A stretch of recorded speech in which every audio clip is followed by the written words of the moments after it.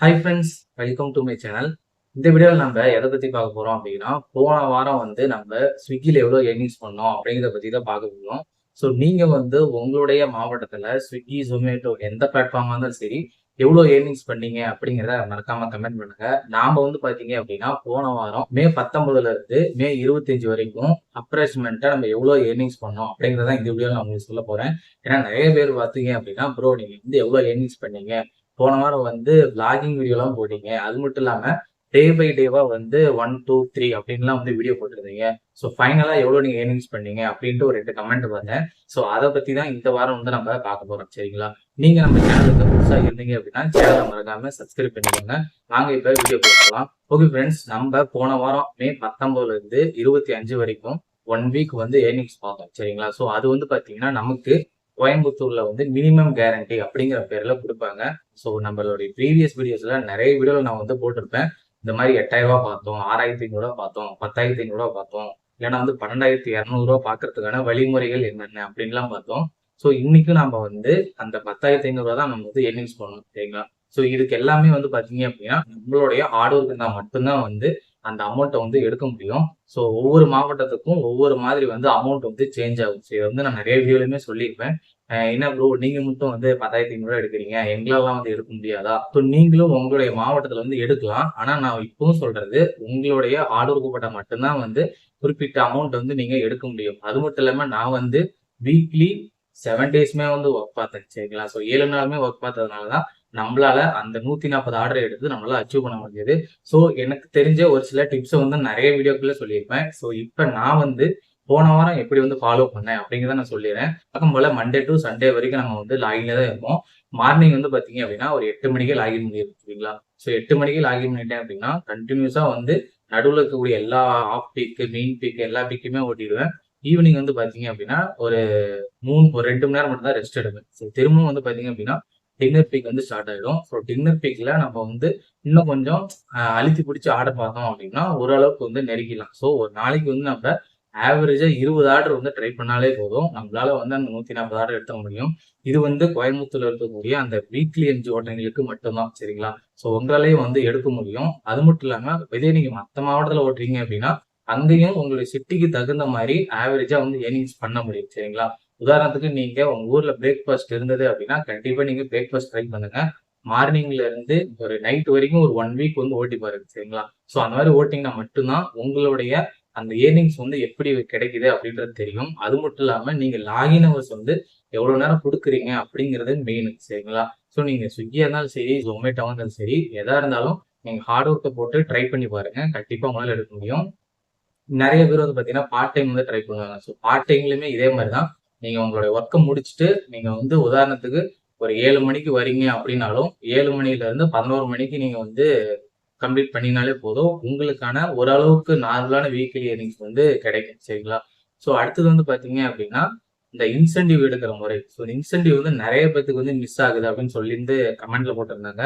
அதுக்கு சொல்றது வந்து பாத்தீங்க அப்படின்னா அவங்க எந்தெந்த ஷிஃப்ட்டை வந்து கம்ப்ளீட் பண்ண சொல்றாங்களோ அந்தந்த ஷிஃப்ட் எல்லாம் வந்து ப்ராப்பரா வந்து கம்ப்ளீட் பண்ணிடுங்க. ஸோ அப்படி பண்ணீங்கன்னா மட்டும்தான் உங்களுக்கு வந்து பாத்தீங்க அப்படின்னா அந்த இன்சென்டிவ்ல வந்து கிடைக்கும். ஏன்னா நிறைய பேர் வந்து பார்த்தீங்கன்னா இந்த ஷிஃப்ட்டை வந்து இன்கம்ப்ளீட் பண்ணிடுறாங்க. உதாரணத்துக்கு அந்த மேக்ஸ் போனஸ்னு ஒன்று கொடுப்பாங்க.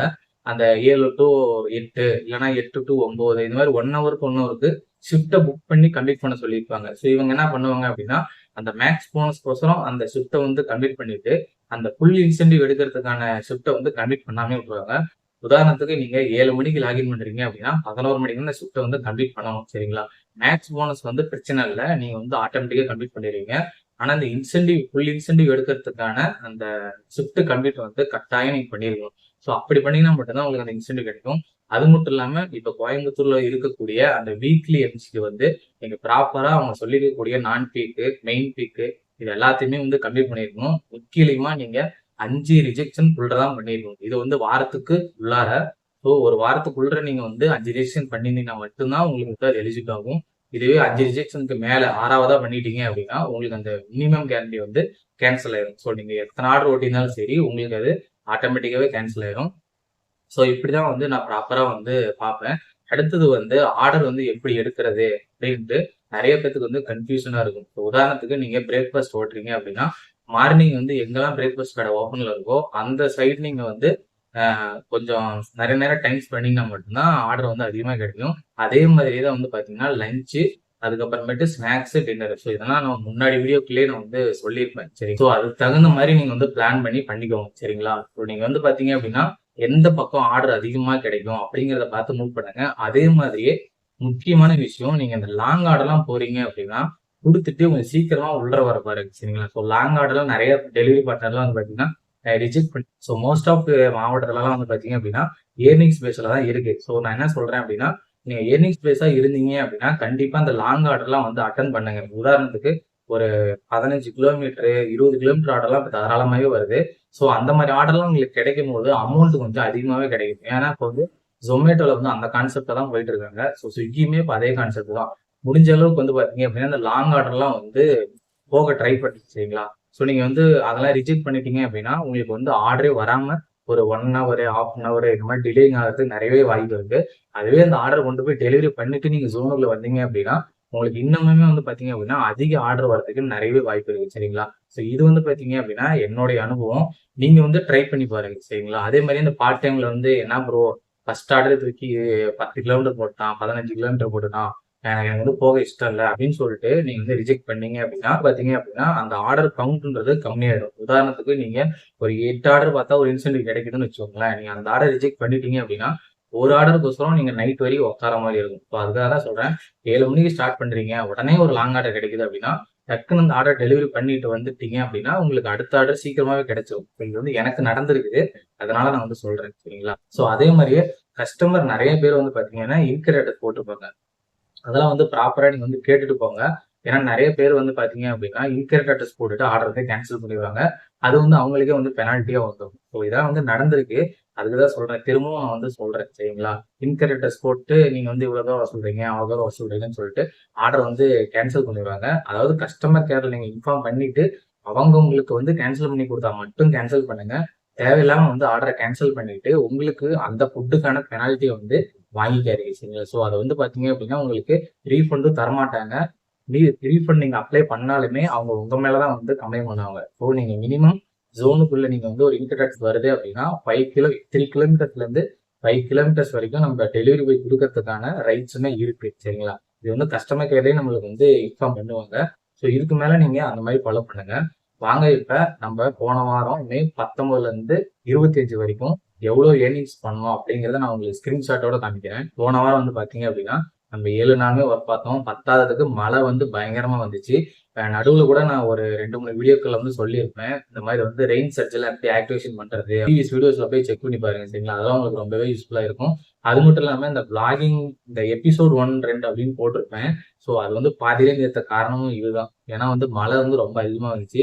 நம்மளால வந்து வீடியோ வந்து கரெக்டா எடுக்க முடியல. ஸோ இனிமே வந்து பாத்தீங்க அப்படின்னா எபிசோட் 2ல இருந்து நான் வந்து கண்டினியூ பண்ண பாக்குறேன். அதுக்கு முன்னால நம்ம எவ்வளவு ஏர்னிங்ஸ் பார்த்தோம் அப்படிங்கறத சொல்லிடுறேன். சரிங்களா? அதாவது மே 19 டு 25 இந்த தேதியில 87 மணி நேரம் நம்ம வந்து ஒர்க் பார்த்திருக்கோம்.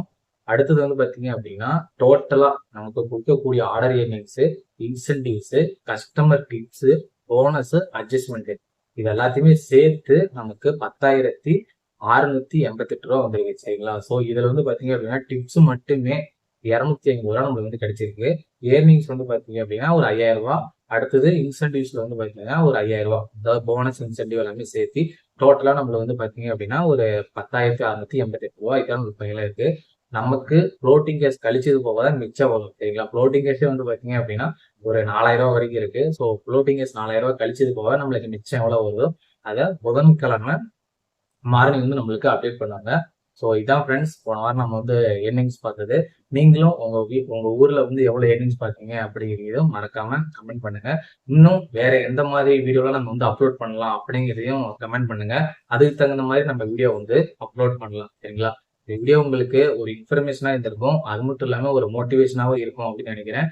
வீடியோ பிடிச்சிருந்துச்சு அப்படின்னா லைக் பண்ணுங்க. மற்றவங்களுக்கும் நம்ம வீடியோ வந்து ஷேர் பண்ணுங்க. நெக்ஸ்ட் வீடியோல சந்திக்கிறேன். தேங்க்யூ ஃபார் வாட்சிங். நன்றி, வணக்கம்.